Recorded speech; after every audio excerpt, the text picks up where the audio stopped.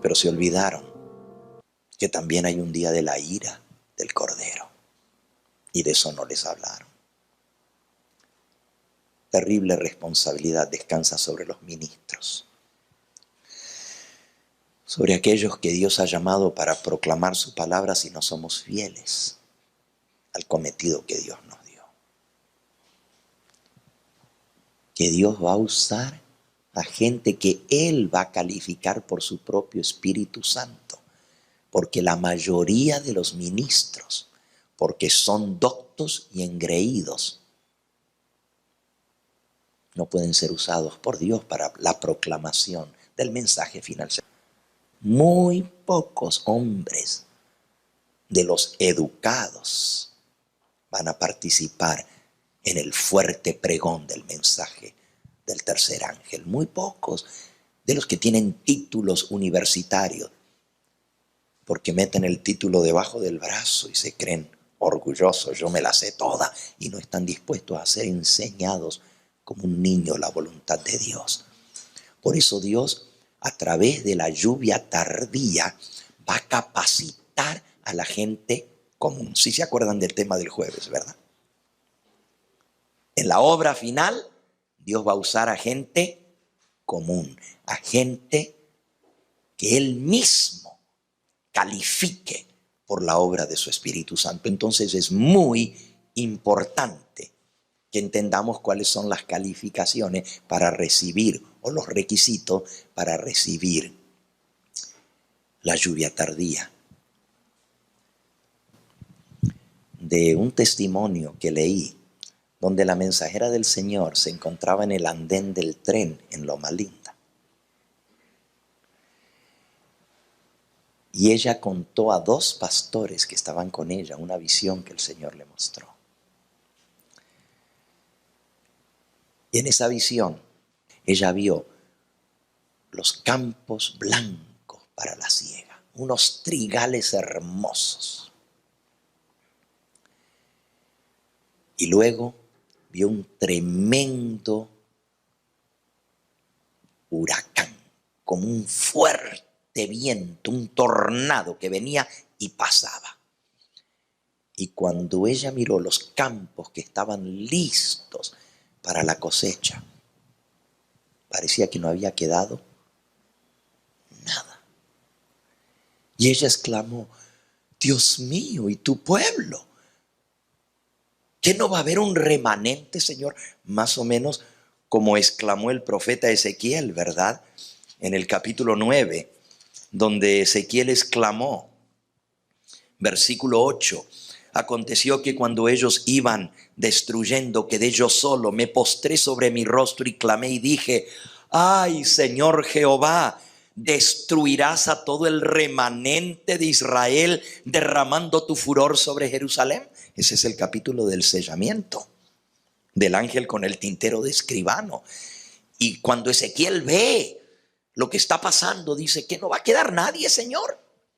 Elena de White exclamó de la misma manera cuando pasó el huracán que destruía todo y los campos eran exterminados. Por cierto, esto también está en otra cita, muy cortita, pero está citada aquí en el capítulo del zarandeo. Dice así: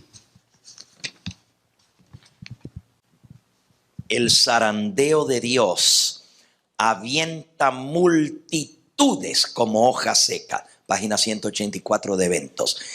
La paja será llevada por el viento como una nube, aún en lugares donde solo vemos terrenos de rico trigo. Parecerá que no queda nada. Y cuando ella dice: Señor, tu pueblo, no va a haber remanente, el ángel le dice: mira otra vez. Y vuelve a mirar. Y ella ve en esa visión que en medio de toda la destrucción se van levantando pequeños grupitos por aquí y por allá. Y el ángel le dice: el Señor levantará sus obreros, pastores según el corazón de Dios, que apacienten al rebaño. El Señor levantará. Por supuesto, esto está haciendo eco de la visión de Ezequiel también, donde dice que el Señor va a poner pastores que apacienten el rebaño. Me hace que está en la visión de Ezequiel capítulo 34. Dice, anduvieron perdidas mis ovejas. Por supuesto, todo el capítulo es ayes contra los pastores. Dice, y no había palabra de Jehová, versículo 1, diciendo, versículo 2, hijo de hombre, profetiza contra los pastores de Israel, profetiza y di a los pastores, así ha dicho Jehová el Señor, ay de los pastores de Israel, que se apacientan a sí mismos. ¿No se apacientan los pastores a sí mismos? No apacientan el rebaño. Coméis la grosura, os vestís de la lana, la engordada degolláis, mas no apacentáis a las ovejas. No fortalecisteis las débiles, no curasteis la enferma, no vendasteis la perniquebrada, no volvisteis al redil a la descarriada, ni buscasteis a la perdida, sino que os habéis enseñoreado de ellas con dureza y con violencia. Y mis ovejas andan errantes por falta de pastor, y son presas de todas las fieras del campo, y se han dispersado. Anduvieron perdidas mis ovejas por todos los montes, y en todo collado alto y en toda faz de la tierra fueron esparcidas mis ovejas, y no hubo quien las buscase, ni quien preguntase por ellas. Por tanto, pastores, oíd palabra de Jehová.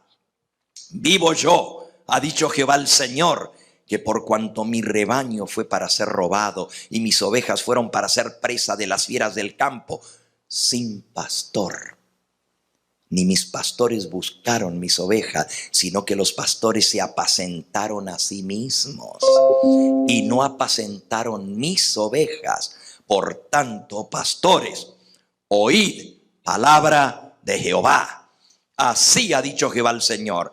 Y aquí yo estoy contra los pastores y demandaré las ovejas de su mano y les haré dejar de apacentar las ovejas. Ni los pastores se apacentarán más a sí mismos, ni tomarán la grosura de las ovejas, ni se vestirán con su lana. Pues yo libraré mis ovejas de sus bocas y no les serán más para comida a los pastores que se aprovecharon del rebaño. Porque así ha dicho Jehová, yo mismo iré a buscar mis ovejas y las reconoceré.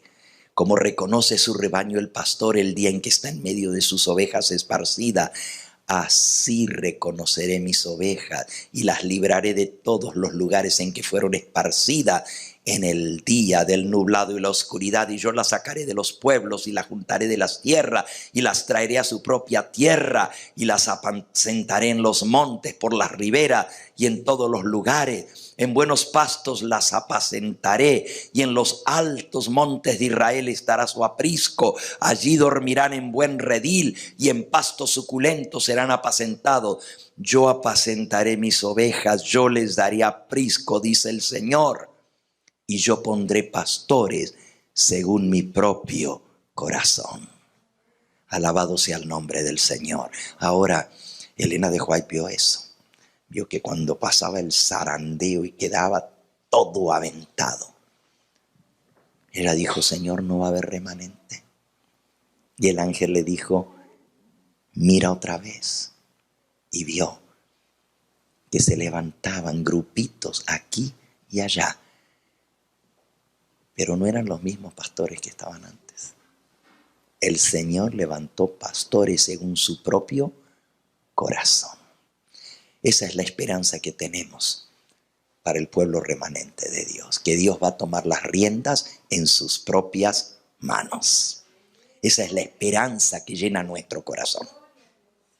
Cuando vemos la situación descrita por el profeta Ezequiel que precipita la ira de Dios, comenzará el castigo de Dios por los ancianos que estaban delante del pueblo.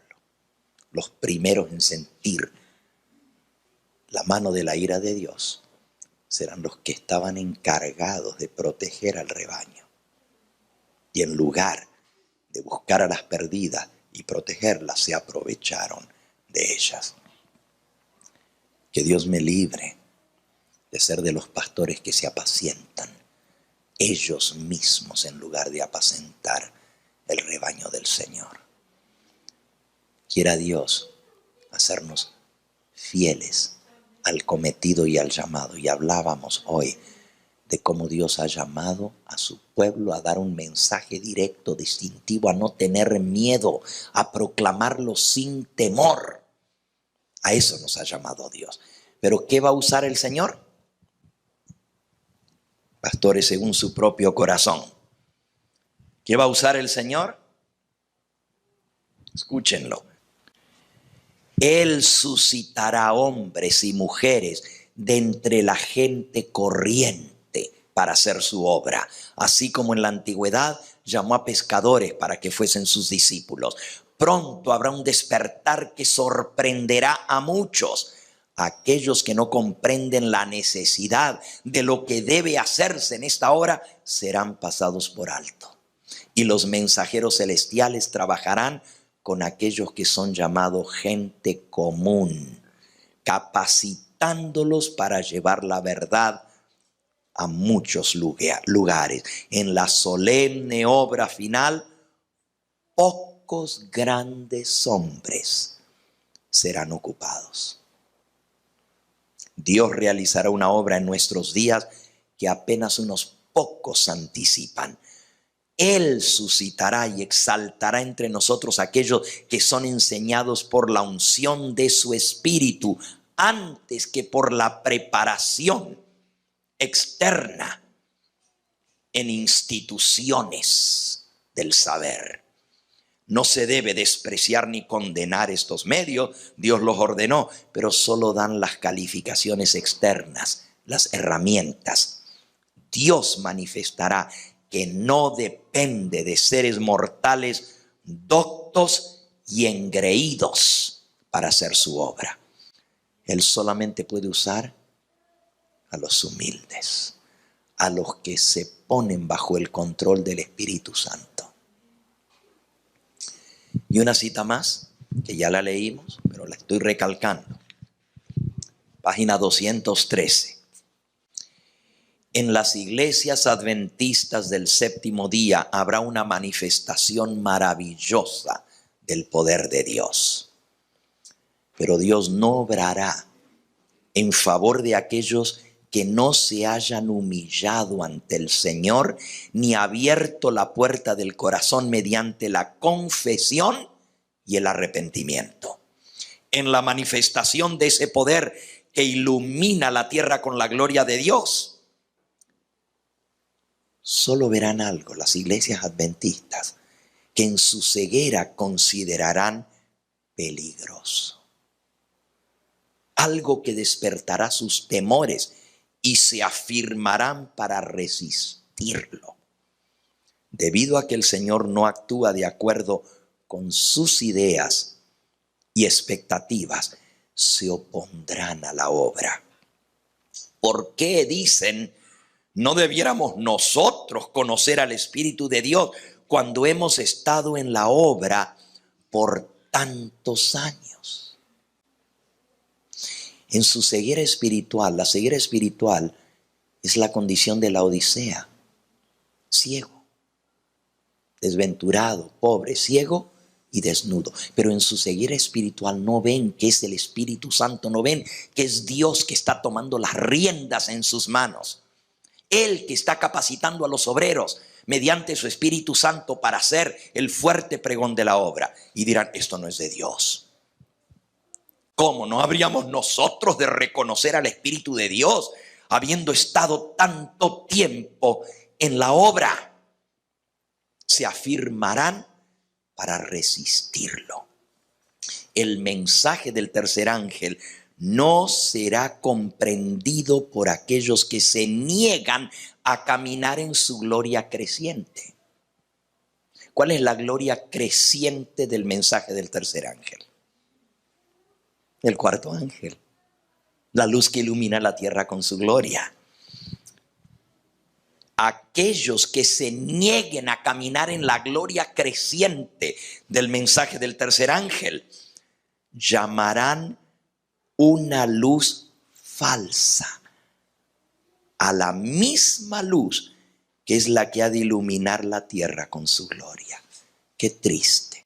Gente que ha estado tanto tiempo en la obra de Dios se va a levantar para resistir la obra del Espíritu Santo. Y cuando la lluvia tardía esté siendo derramada, van a decir, esto no es de Dios. Van a resistir. Incluso dice que le van a llamar luz falsa a la misma luz que es la que está iluminando a la tierra con su gloria. Muchos de los que oigan el mensaje del pregón final, la inmensa mayoría, página 214, no creerán la solemne amonestación. Muchos serán hallados desleales a los mandamientos de Dios, que son una prueba del carácter. Los siervos de Dios serán llamados fanáticos, alarmistas, disidentes. Los ministros aconsejarán al pueblo a que no los escuche. Noé recibió el mismo trato cuando el Espíritu de Dios lo impulsó a dar el mensaje, ya fuera que los hombres lo oyeran o no. Algunos escucharán esas amonestaciones, pero la gran mayoría no les prestará atención. Los ministros, como los fariseos de antaño, airándose al ver que se pone en duda su autoridad, denunciarán el mensaje como si viniese de Satanás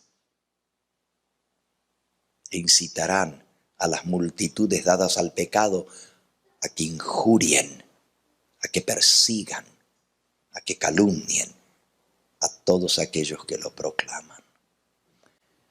Esta es la realidad. Si Dios no nos hubiera amonestado de estas cosas, no entenderíamos lo que está pasando hoy en día. Pero bendito sea el Señor, que Él nos ha mostrado en su palabra y en el espíritu de profecía las cosas que han de venir y las que están sucediendo ya. De nada sirve que estemos juntos y no haya armonía en el mensaje que predicamos. De nada sirve que estemos juntos y no haya armonía en la vivencia. Lo que nos hace uno es lo que vivimos, no lo que decimos creer. Lo que nos unifica y nos hace uno en armonía es poner en práctica el mensaje. Y eso es lo que el Señor quiere, que seamos uno, que estemos juntos en armonía, unánimes. Déjenme leerles lo que esto significa. El capítulo Pentecostés, capítulo 4, dice: los discípulos esperaban el cumplimiento de la promesa de Jesús. Quedaos en Jerusalén hasta que seáis revestidos del poder de lo alto. Mientras esperaban el cumplimiento de la promesa, humillaron sus corazones con verdadero arrepentimiento. Oraron con intenso fervor pidiendo capacidad para encontrarse con los hombres y en su trato diario hablar palabras que pudieran guiar a los pecadores a Cristo, poniendo aparte toda diferencia, todo deseo de supremacía, todo orgullo, toda vanidad, se unieron en estrecho compañerismo cristiano.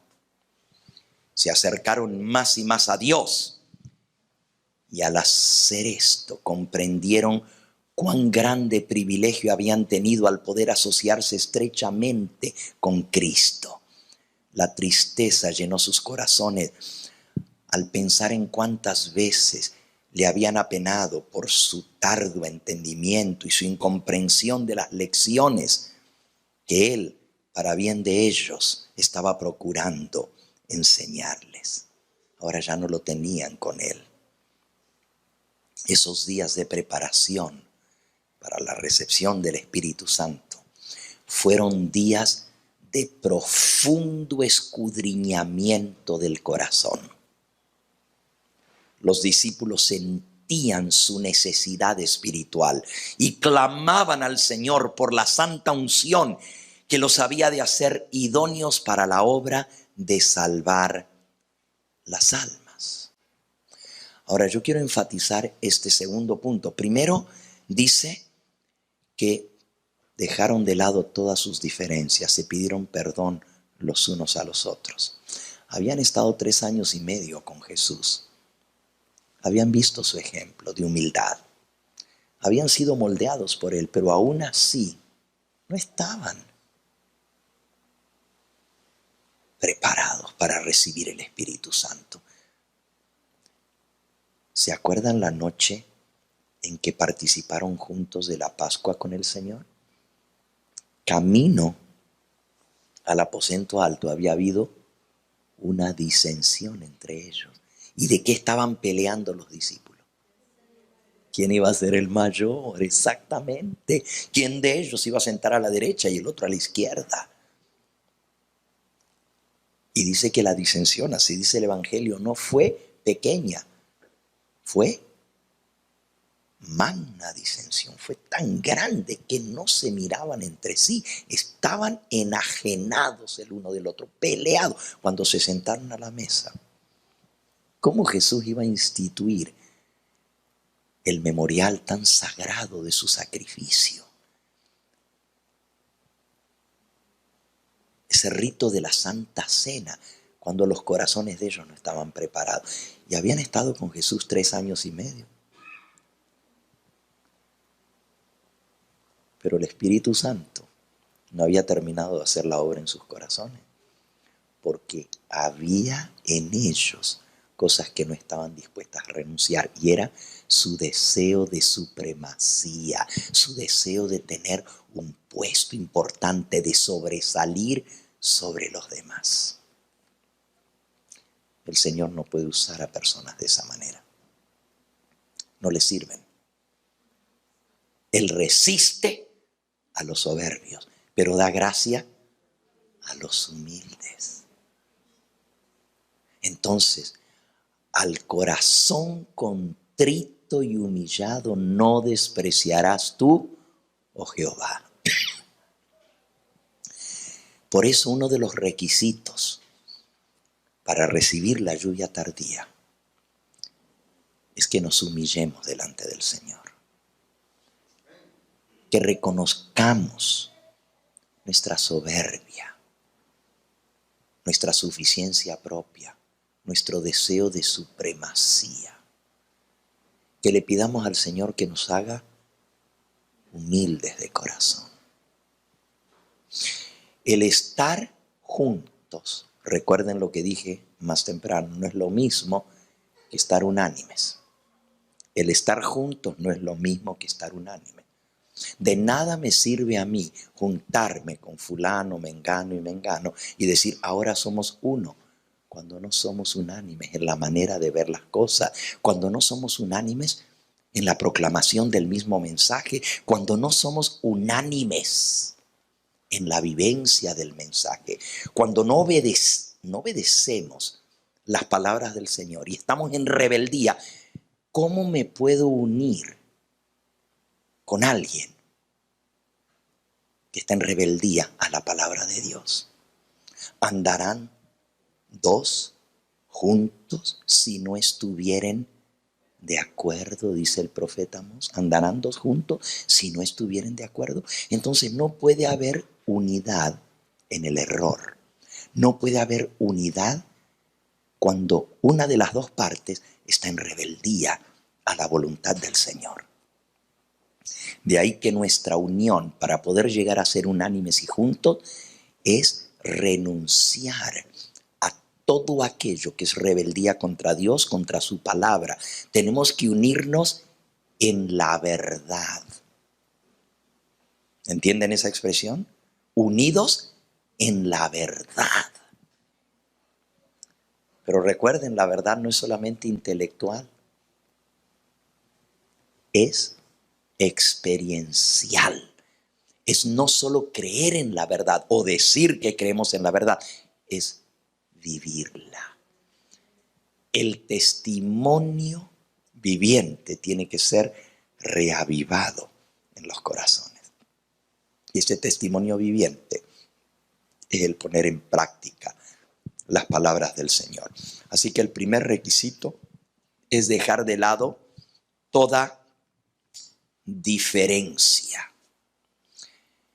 Lo segundo que yo veo aquí en esta cita que acabo de leer era su preocupación de pedir el cumplimiento de la promesa del Espíritu Santo, pero no para sí mismos.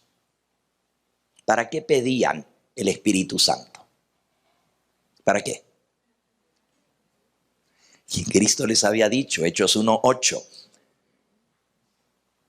y recibiréis poder cuando haya venido sobre vosotros el Espíritu Santo y me seréis testigos. Primero en Jerusalén, luego en Judea, lo tercero en Samaria y luego hasta lo último de la tierra.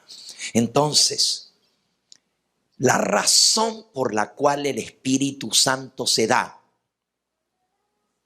es para capacitarnos para hacer la obra de traer a las almas a los pies de Cristo. Hay gente que quiere recibir el Espíritu Santo para que los demás vean que él recibió el Espíritu Santo. Hay gente que buscan de hablar en lenguas para que los... No, este sí, mira, recibió el Espíritu Santo porque habla en lengua. Para que lo vean. Hay gente que hacen cosas en la iglesia y se miran muy píos para ser vistos de los hombres. O son muy fervientes en tal o cual cosa, pero Dios no mira lo que el hombre mira, porque el hombre mira lo que está delante de sus ojos, pero Jehová mira ¿qué?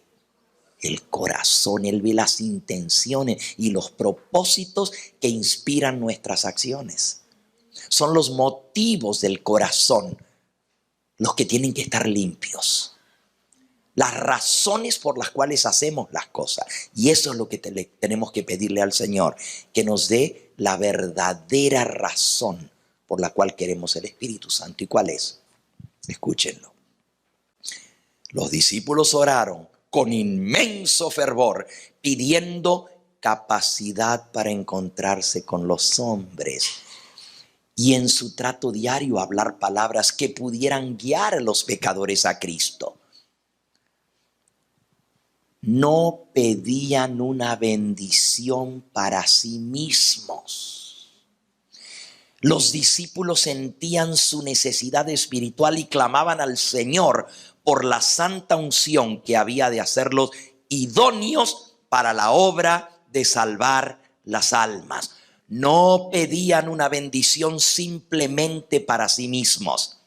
Estaban abrumados por la preocupación de salvar las almas. ¿Sabes cuándo el Señor va a derramar su Espíritu Santo sobre nosotros?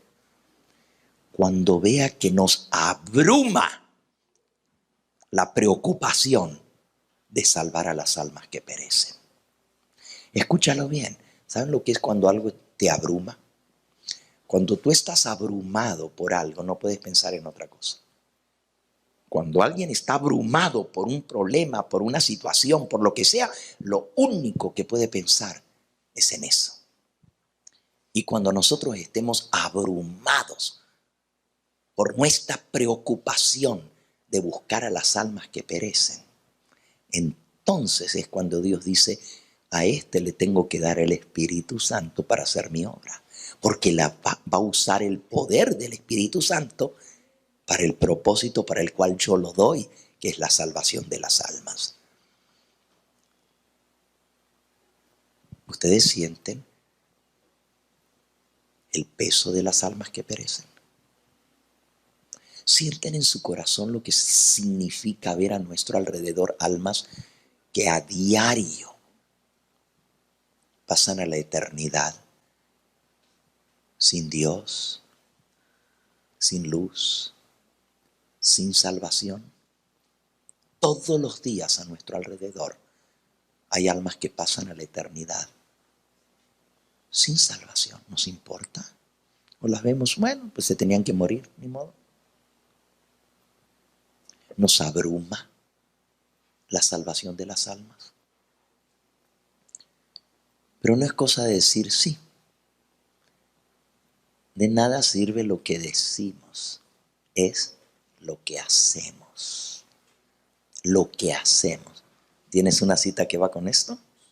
Para determinar cuán grande asunto está envuelto en la conversión de un alma del error a la verdad, debemos apreciar. Eso quiere decir atesorar, estimar el valor de la vida inmortal. Debemos sentir los dolores de la segunda muerte.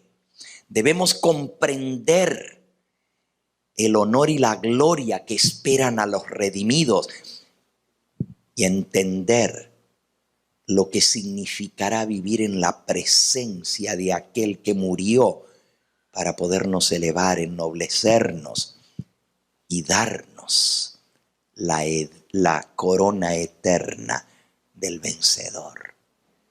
Si nosotros no entendemos lo que es la vida eterna, lo que es la promesa que Dios hace a sus hijos de poder estar con Él para siempre, Él será su Dios y estará Él mismo con ellos y ellos serán su pueblo. Ustedes saben lo que va a significar ver el rostro de aquel que nos amó y entregó su sangre por nosotros. Yo no anhelo el cielo ni por las calles de oro, ni por las mansiones que Jesús tiene preparadas para los que le aman.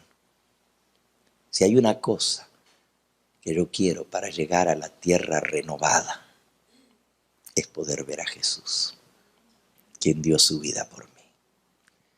Pero si a Jesús le abrumaba la salvación de las almas, era su preocupación continua. ¿Cómo yo puedo tener el sentir de Cristo y decir que soy semejante a Él si no tengo el mismo sentir que Él tenía por la salvación de las almas? Hermanos, puesto en lenguaje sencillo, el que no esté trabajando ahora por la salvación de las almas, olvídense que cuando venga el Espíritu Santo, el Señor lo va a usar para ir a predicar el Evangelio y para ir a dar el fuerte pregón. Si ahorita no estamos abrumados por la salvación de las almas, no vamos a recibir la bendición prometida. Así de sencillo. Si quieres recibir la bendición, ponte en el camino de la bendición. La bendición no va a caer por allá, va a caer por aquí. ¿Y cuál es ese camino? Ponte a trabajar por las almas. Ponte a buscar a las almas perdidas. Ve a hablarles las palabras de vida y de salvación. Que conozcan, esta es la vida eterna. Que te conozcan a ti, el único Dios verdadero, y a Jesucristo a quien has enviado. Y de eso depende la vida eterna. Y si nosotros no compartimos eso, cuando venga el Espíritu Santo, ni nos va a salpicar la lluvia. Escuchen esta cita. Solo los que estén viviendo a la altura de la luz que tienen recibirán más luz. A menos que estemos avanzando diariamente en la ejemplificación de las virtudes cristianas activas. A menos que estemos trabajando ardientemente por la salvación de las almas, no reconoceremos las manifestaciones del Espíritu Santo en la lluvia tardía. Podrá estar derramándose copiosamente en los corazones de los que están en torno de nosotros, pero no lo percibiremos ni lo recibiremos. Podemos estar seguros de que cuando el Espíritu Santo sea derramado en la lluvia tardía, los que no recibieron y apreciaron la lluvia temprana no verán ni entenderán el valor de la lluvia tardía. Los chubascos de la lluvia estarán cayendo, pero no mojarán siquiera a aquellos que no están trabajando como Dios trabaja para salvar a las almas. Así de sencillo, hermanos. ¿Tú quieres que te moje la lluvia? Ponte a donde está cayendo la lluvia. Aquí debajo del techo no te va a llover. ¿Y sabes dónde va a llover? Allá afuera, donde están las almas que necesitan ser amonestadas, que necesitan ser apercibidas, que necesitan anunciárseles el mensaje del Señor. Si nosotros no estamos haciendo esa obra, olvídate de la lluvia tardía. No te va a caer a ti, ni te va a mojar siquiera, ni te va a salpicar. ¿Entendemos cuán importante es este tema? Hoy estaba hablando con una hermanita, no voy a decir su nombre, ella está presente aquí con nosotros, pero ella viene de la organización de los Testigos de Jehová. Y ella me decía esta tarde, me decía, a mí lo que me gusta de la organización de los Testigos de Jehová es el fervor que tienen en salir a predicar, que están bien organizados para hacer la obra del Señor. ¿Que no tenemos algo que aprender de ellos nosotros también? Yo sé que algunos de ellos lo hacen por temor al Armagedón. Yo sé que muchos de ellos le dicen que si no tienen sus horas de publicaciones al día, no van a ser protegidos en el Armagedón. Recuerden que lo que Dios mira son las intenciones del corazón, las razones por las cuales hacemos las cosas.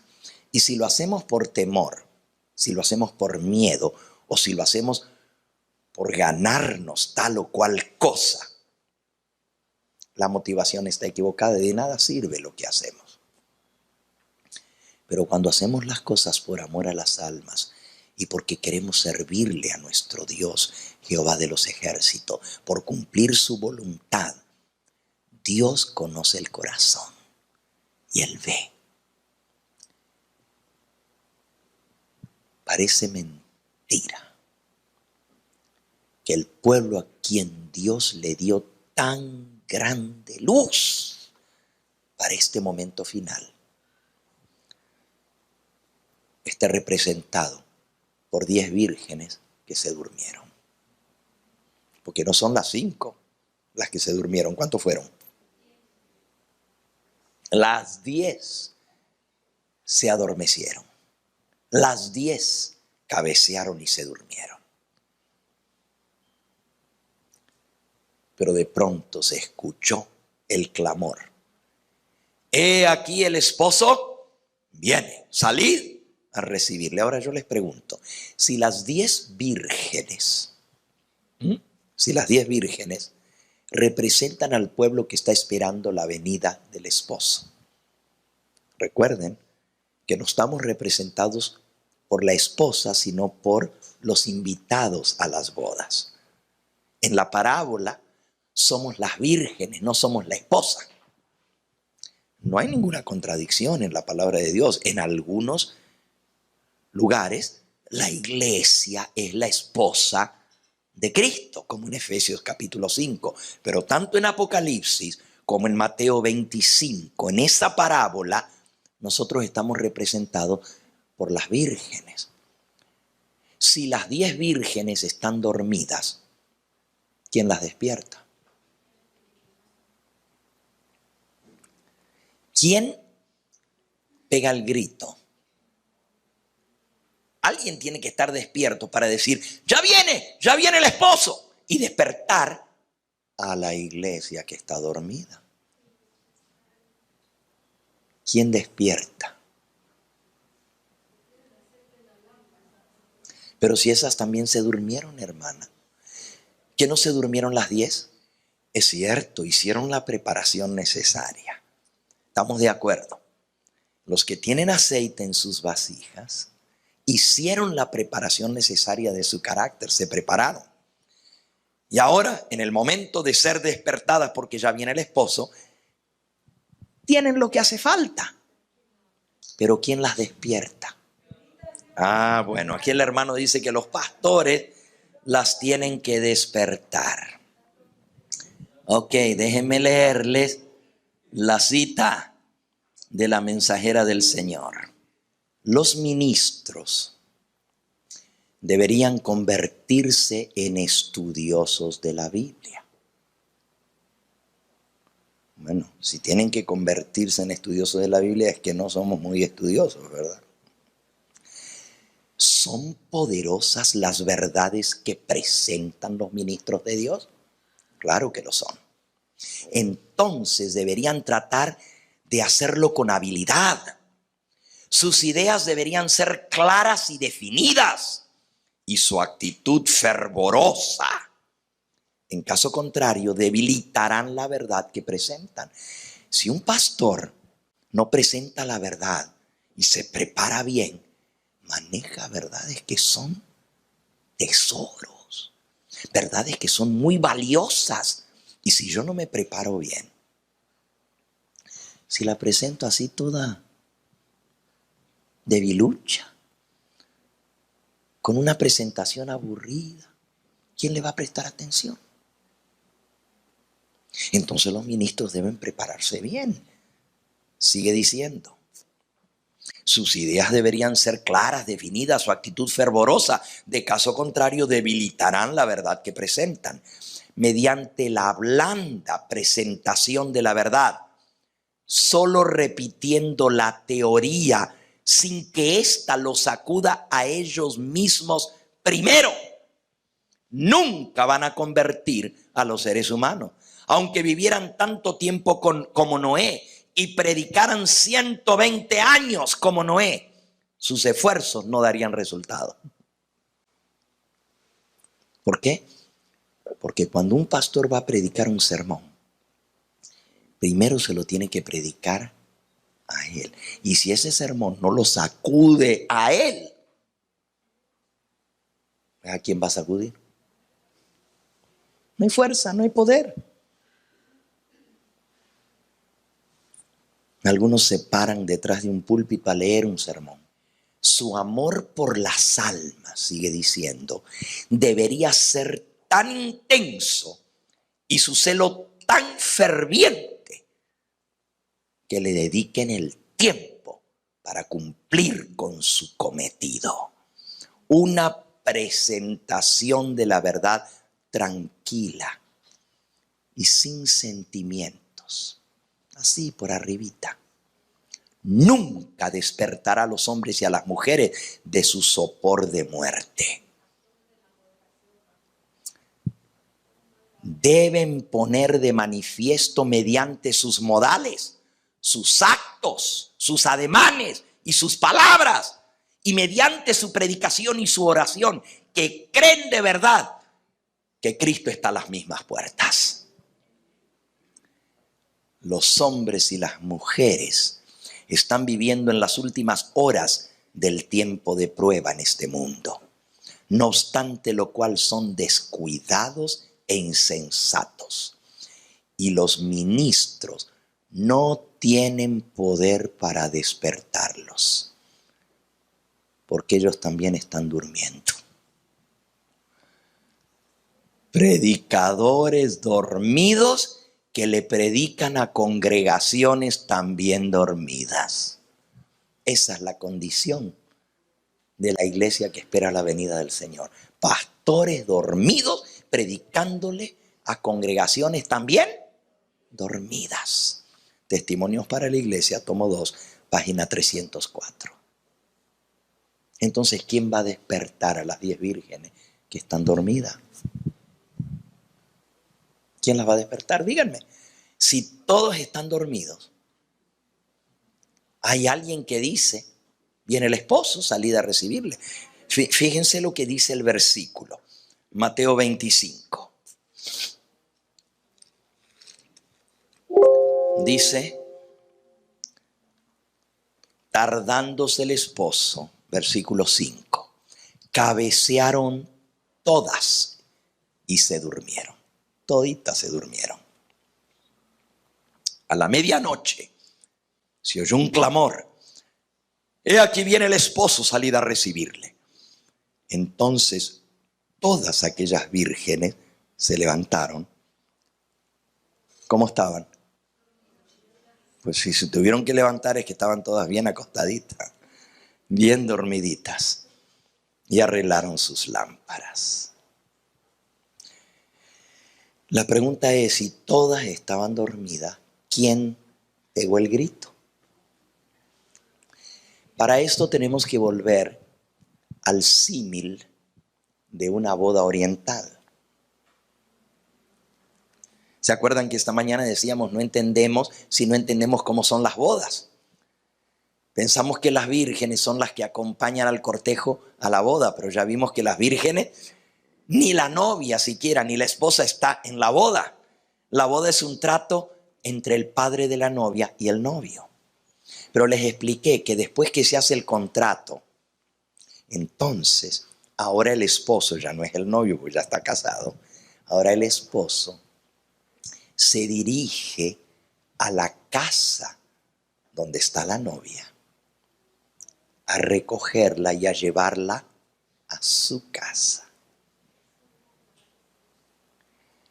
Vean qué interesante. El esposo, según la tradición oriental, pasa primero por su casa para ver que esté todo arreglado en su alcoba nupcial. Obviamente él lo tiene arreglado, ya pidió quien le dejara todo listo, pero es la costumbre demorarse un poquito después de firmar los papeles, pasar por su casa a ver que todo esté listo, porque ahí va a ser la fiesta y ahí va a ser la noche especial, cuando la va a recibir en su alcoba. Y tiene que tener todo listo, especial. En la tradición oriental, ¿saben lo que hace el novio? Obviamente no va a hacer ni la cama ni a limpiar la casa, pero en la tradición judía, el ahora esposo casado en la tradición oriental entra, revisa la casa que esté todo bien y da el último detalle. Echa pétalos sobre la cama para impresionar a su esposa. Pero mientras él va por allá, él tiene un amigo del esposo. ¿Se acuerdan que Jesús habló del amigo del esposo? ¿Sí se acuerdan? Dice, ¿cómo van a hacer ayuno y van a vestirse de cilicio cuando el amigo del esposo está con ellos? Escuchen, el amigo del esposo es su mejor amigo, a quien él le confía los arreglos, a quien él escoge como testigo para estar en la boda. Es su mejor amigo, ese es el amigo del esposo. En griego, el amigo del esposo que se presenta ante los jueces como testigo cuando se hace el contrato, se llama parácletos.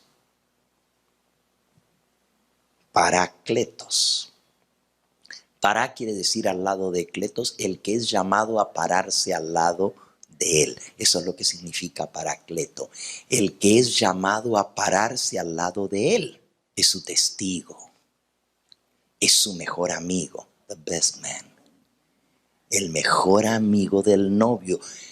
¿Vieron ustedes que hasta el día de hoy en las ceremonias nupciales siempre el novio tiene su mejor amigo, su best man?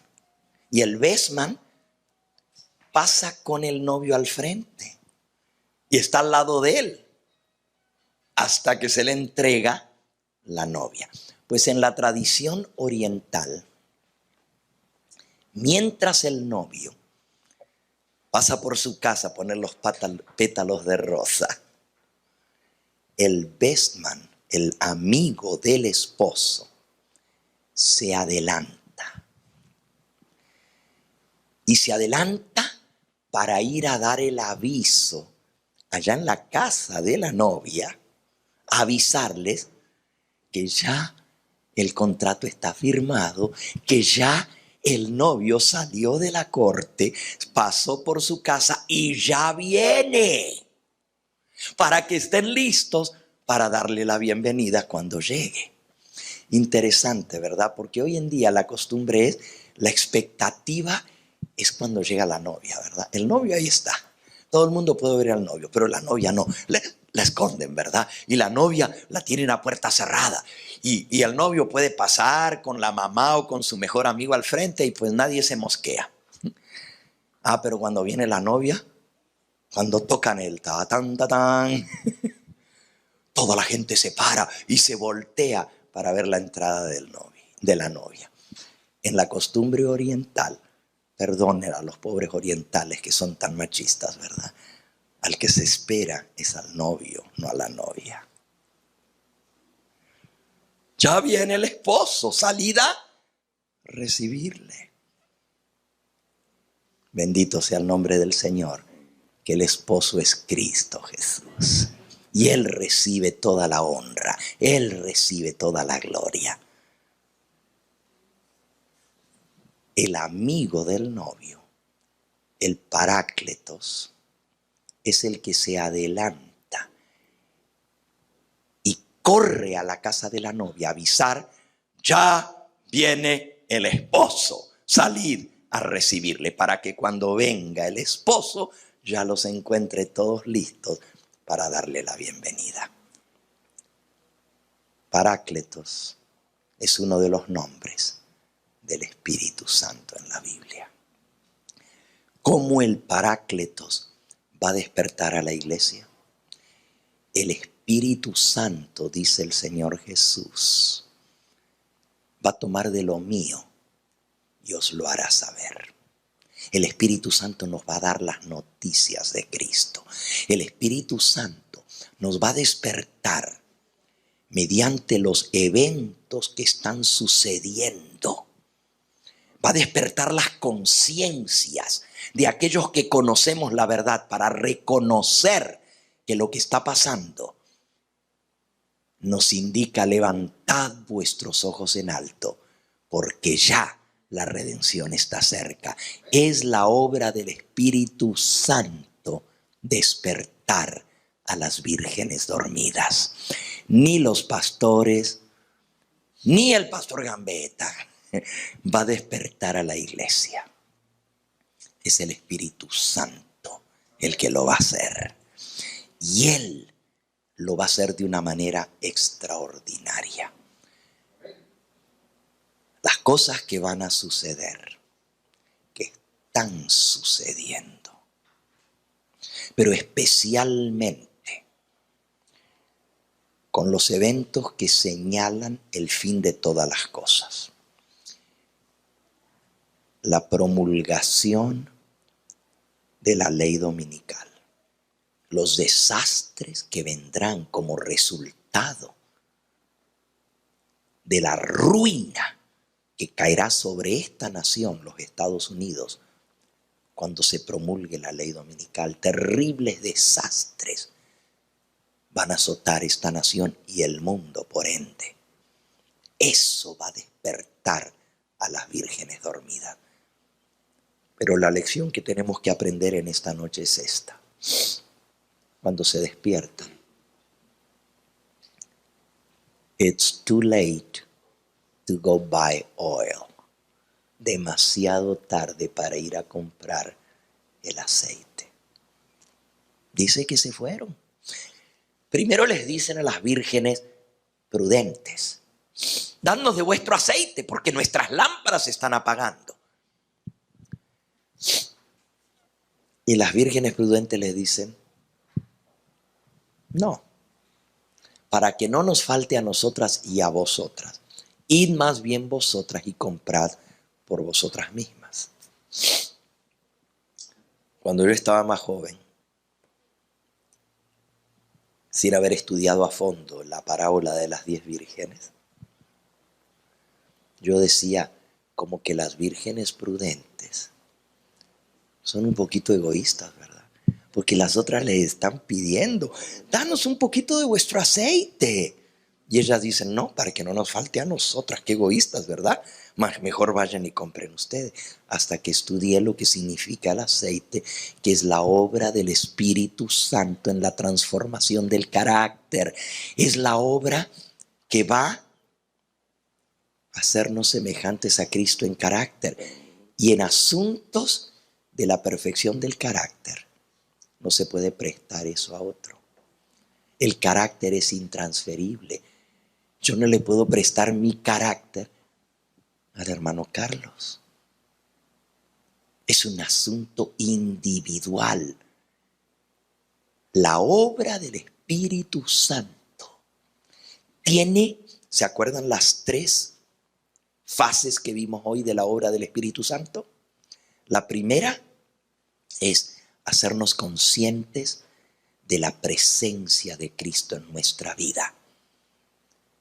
Por el Espíritu Santo, cuando hace la primera obra, que es la obra de la lluvia temprana en nuestra vida, la conversión, recibimos a Cristo en nosotros y nos hace conscientes de la presencia de Cristo en nosotros. La segunda obra es la santificación. La primera es la conversión. Luego viene el proceso, que a veces dura toda la vida, de la santificación, porque la santificación es una obra que el Espíritu Santo va haciendo desde que creímos en ir transformando nuestra vida a la semejanza de Cristo. Y esa obra nadie la puede hacer por ti. De allí que es requisito básico para poder recibir el poder, que es la tercera fase del Espíritu Santo, la obra de la lluvia tardía. Es indispensable, es más, es imposible que recibamos la lluvia tardía si no hemos recibido primero la lluvia temprana y luego el crecimiento espiritual, porque cae la lluvia, germina la semilla y tiene que ir creciendo la planta hasta tirar espiga, y luego viene la lluvia tardía para madurar el fruto. Esa obra del Espíritu Santo en nosotros es intransferible. Nadie puede creer por otro.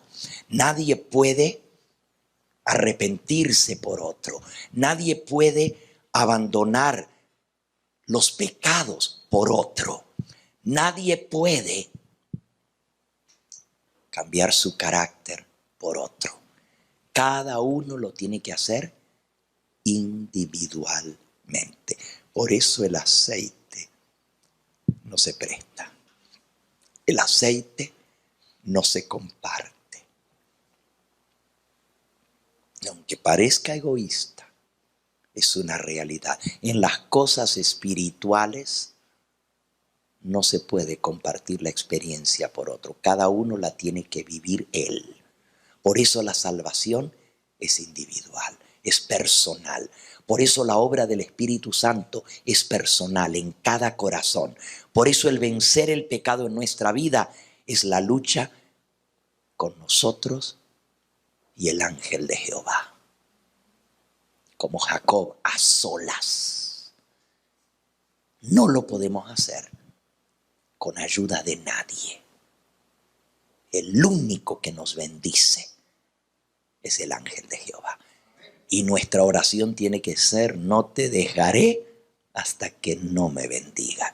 Y la bendición es la transformación del carácter. ¿Se acuerdan de la noche de Jacob?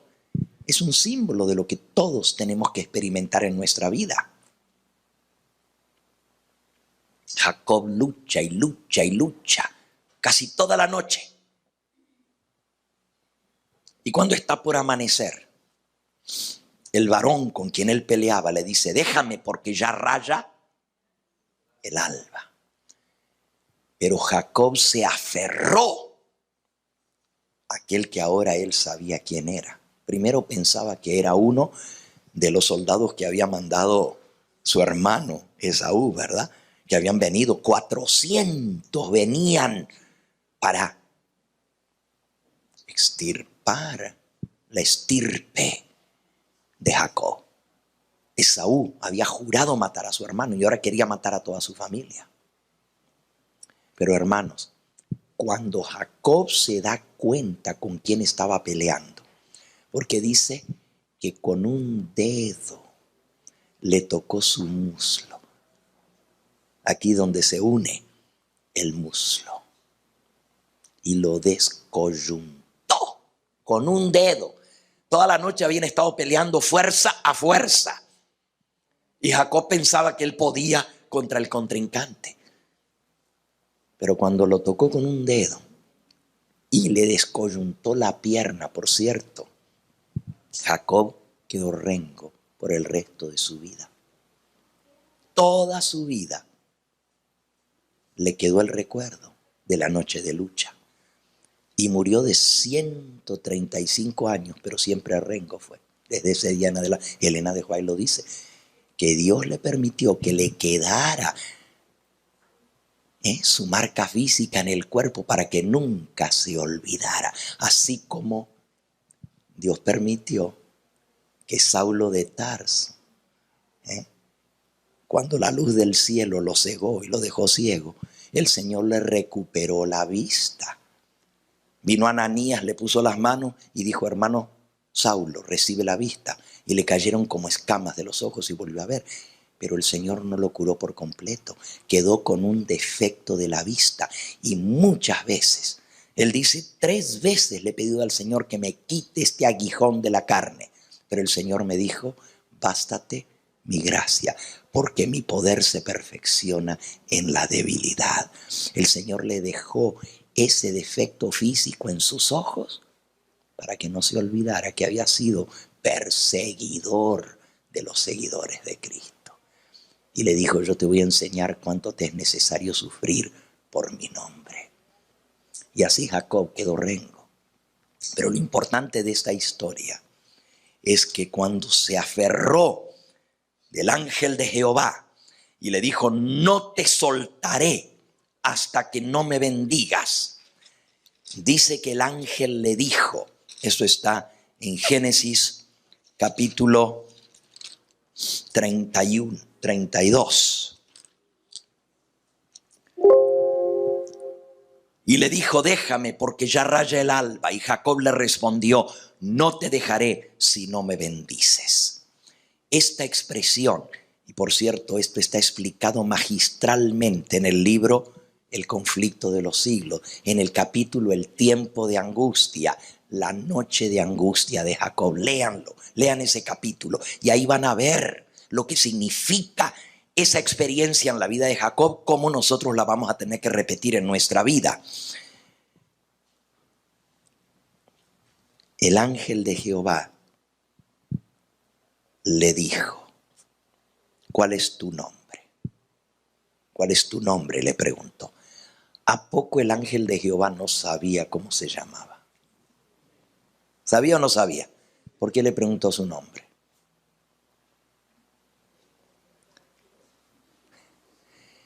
porque al pronunciar su nombre estaba confesando lo que él era, su pecado. El nombre Jacob quiere decir embustero, mentiroso, usurpador. Eso es lo que quiere decir Jacob. Y usted dice, ay, qué nombre tan feo. ¿Y por qué a tantos niños le ponen Jacob? En hebreo eso es lo que significa. Engañador. Y usted dice, pero ¿y cómo le pusieron ese nombre tan feo? Bueno, hay que saber la historia, ¿verdad? Venían dos en el vientre. Eran mellizos. Y cuando uno fue a nacer, el primero sacó la mano afuera. Y la partera le ató un hilito rojo para diferenciar entre los dos hermanos. Pero en lugar de nacer ese, el bebé volvió a meter la mano adentro y el que nació fue el otro. No era el que traía la cintita roja, a ese le pusieron Esaú, el primero que nació, porque era todo rojo como una pelliza, dice, era pelirrojo. Cuando nació el otro, la partera dijo, ¡ja! Me engañaste. Me engañaste porque traía la cintita. Según ella iba a ser el primero en nacer. Me engañaste. Y de ahí le quedó el nombre de engañador. Pero realmente era su carácter. Su nombre refleja su carácter. La trayectoria de su vida fue una trayectoria de engaño. Y aunque amaba a Dios, tenía ese grave defecto de carácter. Grave defecto de carácter. Dios no pasa ni una por alto en sus hijos. Él quiere una iglesia pura, santa, sin mancha ni arruga ni cosa semejante, sino que sea santa y sin mancha. Y cuando le dijo, ¿cuál es tu nombre? Mi nombre es Jacob. Confesando lo que él era. Engañador. Fue su engaño lo que lo había puesto en esa situación tan terrible de poner en peligro no solo su vida, sino la de toda su familia y sus hijos. Todos iban a perecer por el pecado de él. Él sabía. Por eso le dijo, no te dejaré hasta que no me bendigas. Eso quiere decir, hasta que no me perdones. Porque la bendición viene después del perdón. Cuando el sumo sacerdote salía del lugar santísimo el día de expiación, decía, Jehová te bendiga y te guarde. La bendición es después del perdón. Después del Yom Kippur viene la bendición. Después de la expiación. Y así en el caso de Jacob, él quería el perdón para recibir la bendición del Señor. ¿Y qué le dijo el ángel? No se dirá más tu nombre Jacob, sino Israel, porque has luchado con Dios y con los hombres y has vencido. Le cambió su nombre y le puso de nombre vencedor, overcomer, vencedor. Un cambio de nombre representa un cambio de carácter. Y esa es la obra del Espíritu Santo en la santificación. Él quiere darnos un nuevo nombre. Él quiere hacernos vencedores. El Espíritu Santo quiere no solo perdonar por la sangre de Cristo nuestro pecado, pero transformarnos. No nos conformemos con solamente la obra original del perdón, que es la conversión. Necesitamos la obra de transformación que el Espíritu Santo va grabando en nosotros, va escribiendo en nuestra mente, en nuestro corazón. Nos va haciendo semejantes al carácter de Cristo, el cual no hubo en él maldad, ni hubo engaño en su boca. Él quita el engaño de nuestra vida, porque nuestra vida es todo un engaño. Cuando estamos en la carne es todo un engaño, es toda una mentira. Vivimos para lo superfluo. Todo es un engaño. Solamente cuando estamos en Cristo podemos ser genuinamente cristianos. Podemos ser genuinamente sinceros. Solo Jesús nos da esa virtud. Por eso es tan indispensable que le permitamos al Espíritu Santo hacer esa obra. ¿Y saben que todos nosotros necesitamos un nombre nuevo? Dice Apocalipsis, capítulo 2, versículo 17. El que tiene oído, oiga lo que el Espíritu dice a las iglesias. Al que venciere, yo le daré a comer del maná escondido y le daré una piedrecita blanca y en la piedrecita escrito un nombre nuevo, el cual ninguno conoce sino aquel que lo recibe. Esa piedrecita blanca con un nombre nuevo representa la victoria sobre los defectos de nuestro carácter, y el nombre nuevo es ese nombre que el Señor nos dará, que nos ha de categorizar por toda la eternidad. Ese nombre nuevo va a hablar de nuestra experiencia, de nuestra victoria. ¿Te gustaría saber cuál es el nombre nuevo que Jesús te va a dar? Solo el que lo recibe lo va a saber. Pero también Jesús recibió un nombre nuevo. Y saben eso ustedes, ¿verdad? Que también Jesús recibió un nombre nuevo, porque Él salió vencedor. Así dice en Apocalipsis 3, 12, al que venciere yo lo haré columna en el templo de mi Dios y nunca más saldrá de allí. Y escribiré sobre él el nombre de mi Dios y el nombre de la ciudad de mi Dios, la nueva Jerusalén, la cual desciende del cielo de mi Dios, y mi nombre nuevo. Jesús también recibió un nombre nuevo. Y dice que ese nombre nadie lo sabe sino él mismo. Apocalipsis 19, 12.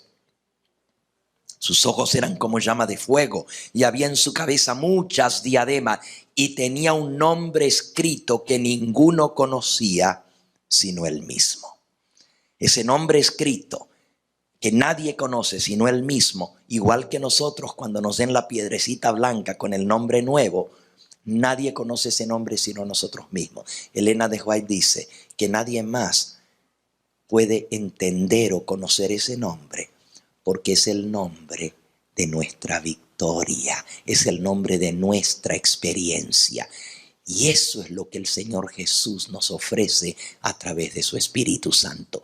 Para recibir el poder final de la lluvia tardía, tenemos que pasar por los dos procesos anteriores. La lluvia temprana, que es la conversión. El ser perdonados, el ser aceptados como miembros de la familia de Dios. El llegar a ser parte de sus hijos muy amados.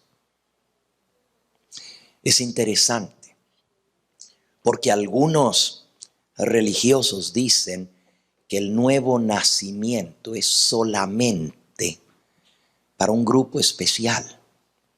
Y hablan de un grupo que son los que tienen que nacer de nuevo y luego todos los demás que esos no tienen que nacer de nuevo. Pero Cristo dice en San Juan 3:3, de cierto te digo, el que no naciere de nuevo no puede entrar al reino de los cielos. Lo que es nacido de la carne, carne es.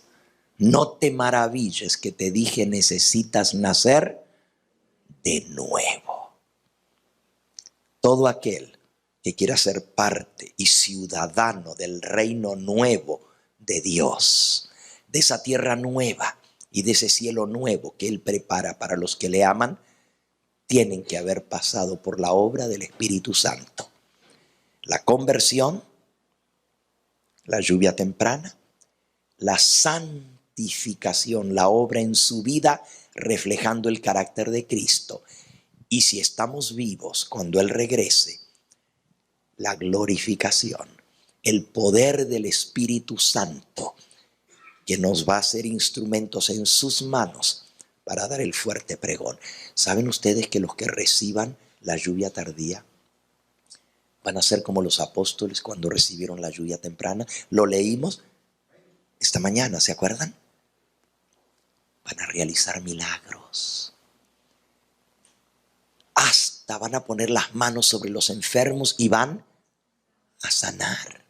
Señales y prodigios se harán a través de los que tengan el poder del Espíritu Santo. Hasta muertos van a resucitar. Porque Cristo dijo, y esto está en San Juan, en el capítulo 14. San Juan, capítulo 14. Dice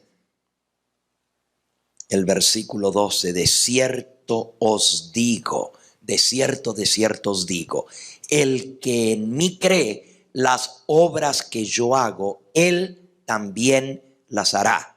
Y aún mayores hará, porque yo voy al Padre. Y todo lo que pidierais al Padre en mi nombre lo haré, para que el Padre sea glorificado en el Hijo. Si algo pidierais en mi nombre, yo lo haré. ¿Y cómo lo va a hacer Él? Si me amáis, guardad mis mandamientos, y yo rogaré al Padre y os dará otro consolador, para que esté con vosotros para siempre, el Espíritu de verdad. Así que con la venida del Espíritu Santo vamos a hacer las obras que Él hizo y aún mayores que esta haremos. ¿Saben que cuando los que tengan el sello de Dios en su frente estén proclamando el mensaje y les quieran echar mano, no les van a poder echar mano? Así como Jesús, que cuando quisieron despeñarlo pasó entre medio de ellos y no lo pudieron echar monte abajo, porque no había llegado su hora. Así los que tengan el sello de Dios en su frente, al igual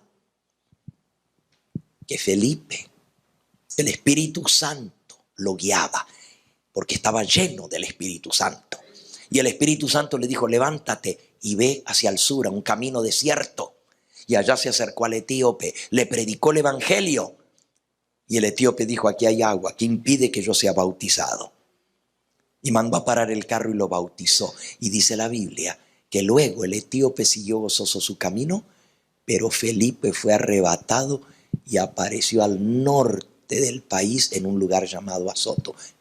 El Espíritu Santo lo trasladó de un lugar a otro. Bajo la lluvia tardía, los siervos de Dios van a ser utilizados por el Espíritu Santo. Nadie les podrá poner mano encima. Los 144,000 no van a perder la vida. Van a estar vivos para la venida del Señor. Y Él va a preservar sus vidas en forma maravillosa para dar el fuerte pregón del mensaje del tercer ángel. El Espíritu Santo los va a arrebatar, los va a llevar de un lugar a otro. Le va a restaurar el don de lenguas, a igual que los apóstoles el día de Pentecostés.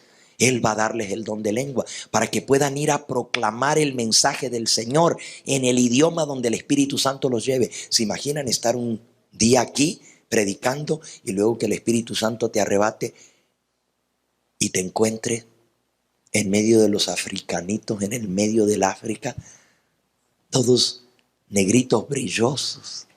Y tú no sabes hablar el idioma, pero comienzas a hablar y ellos te escuchan en su propia lengua. Porque eso pasó el día de Pentecostés. Y eso es exactamente lo que Dios va a hacer con sus hijos que sean llenos del Espíritu Santo. Termino en esta noche leyéndoles esta cita. Está en el libro Hechos de los Apóstoles. Se me hace que ya lo cerré. A ver, no, aquí está.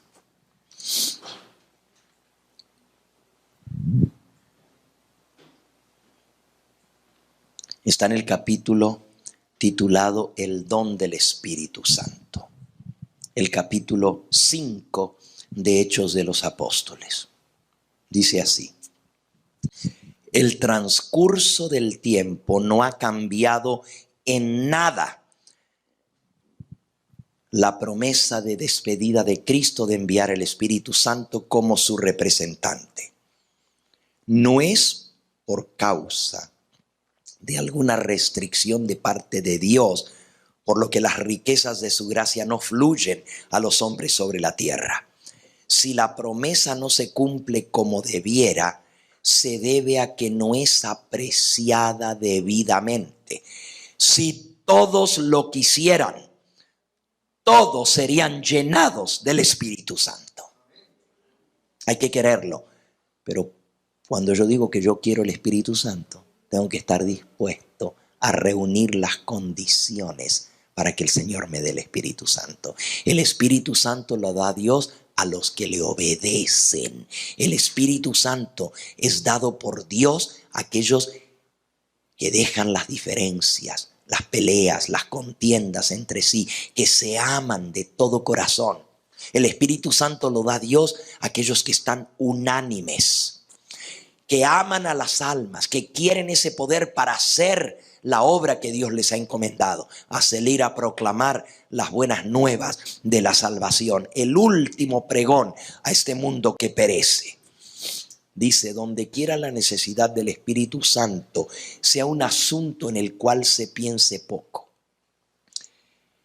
se hable poco y se pida poco, se ve sequía espiritual, oscuridad espiritual, decadencia y muertes espirituales. Cuando quiera que los asuntos menores ocupen la atención del pueblo de Dios, el poder divino que se necesita para el crecimiento y la prosperidad de la iglesia y que traería todas las demás bendiciones en su estela, donde éste falta, la iglesia no tiene vida, la iglesia está muerta, pero Dios lo ofrece en su plenitud. En el tiempo del fin, cuando la obra de Dios en esta tierra esté a punto de terminar, los fervientes esfuerzos realizados por los consagrados creyentes bajo la dirección del Espíritu Santo irán acompañados por manifestaciones especiales del favor divino, bajo la figura de la lluvia temprana y tardía que cae en los países orientales al tiempo de la siembra y de la cosecha. Los profetas predijeron el derramamiento de la gracia espiritual en una medida extraordinaria sobre la iglesia de Dios. El derramamiento del Espíritu en los días de los apóstoles fue la lluvia temprana y gloriosas fueron los resultados.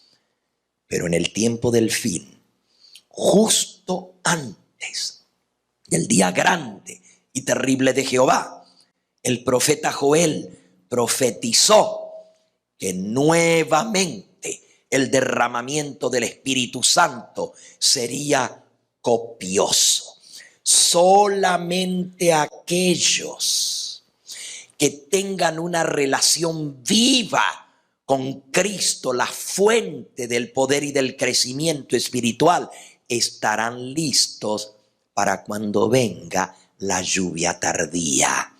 A menos que mantengan sus lámparas aparejadas y ardiendo, no recibirán la gracia adicional para el tiempo de necesidad especial.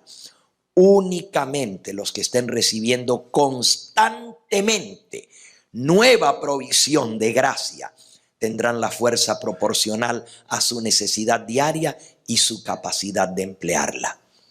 En vez de esperar algún tiempo futuro en que mediante el otorgamiento de un poder espiritual especial sean milagrosamente hechos idóneos para ganar las almas. Se entregan ahora a Dios. Fíjense, no estoy esperando que venga el derramamiento del Espíritu Santo para ir a buscar las almas. Se entregan ahora a Dios diariamente para que Él los haga vasos dignos de ser empleados por Él. Diariamente se ponen en las manos de Dios y aprovechan toda oportunidad con todos aquellos que estén a su alcance para testificar de aquel que los salvó. Diariamente estarán dando su testimonio por el Maestro donde quiera que estén, ya sea en alguna humilde esfera de trabajo en el hogar, en su barrio, en el área que les ha sido asignada o en el lugar donde Dios los ponga. Cada día servirán al Señor y cuando llegue el momento, el Señor manifestará su aprobación dándoles el poder pleno del Espíritu Santo que los llevará a proclamar con más fuerza y poder que nunca a terminar la obra en el planeta Tierra, para que así el Señor pueda buscar a sus hijos que estén preparados. Conclusión de todo lo que hemos visto es: nuestra consagración tiene que ser ahora, diaria. No podemos esperar que llegue ese momento. Lo que tenemos que hacer es cumplir los requisitos y el Señor lo reconocerá derramando su Espíritu Santo. Que Él nos ayude, que Él nos despierte, que su Espíritu Santo nos sacuda y nos haga ver nuestra gran necesidad, para que entonces, por su Espíritu Santo, podamos cumplir la profecía: en aquellos días finales derramaré mi espíritu sobre toda carne. Mis siervos y mis siervas serán llenos del Espíritu Santo. ¿Eres tú un siervo de Dios? Algunos nomás les llaman siervos a los siervos ministeriales, los que son pastores. Pero el Señor nos dice que somos todos nosotros siervos del Dios Altísimo. Y sobre toda carne derramará Él su Espíritu Santo. Que nos halle dignos de recibir el poder para así recibir la corona. Que Él nos bendiga. Vamos a escuchar nuestro último himno en esta noche.